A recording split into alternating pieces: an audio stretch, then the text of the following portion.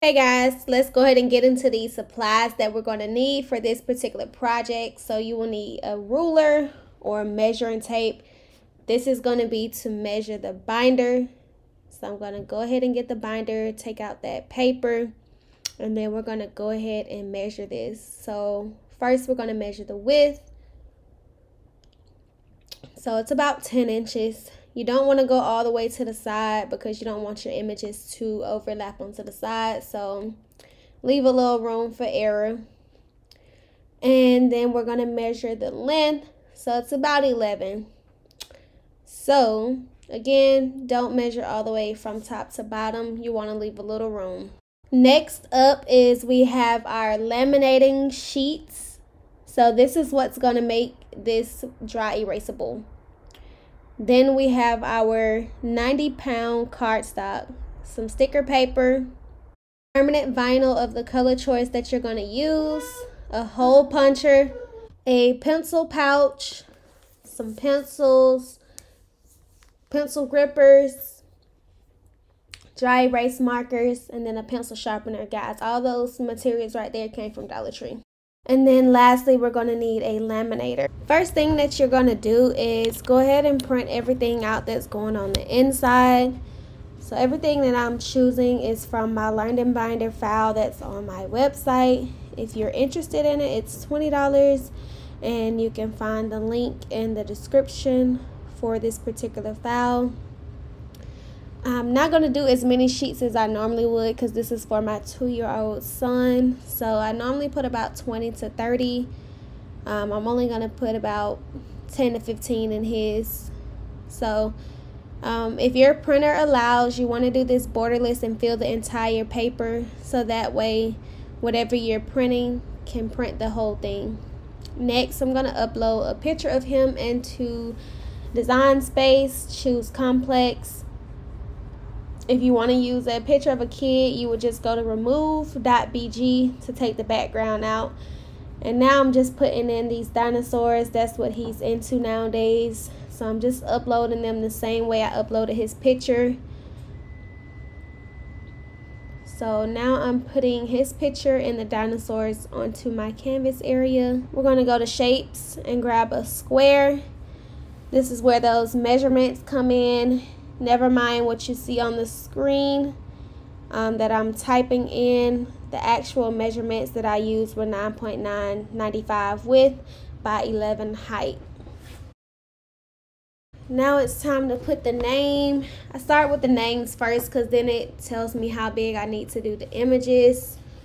So I do the names for about 9.7 and then the height is about 2. This can change depending on how long their name is. So that square is basically your work area.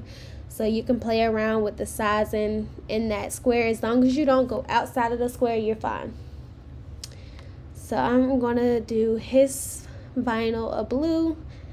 Next, I'm going to go ahead and bring in his images to see how large I want them.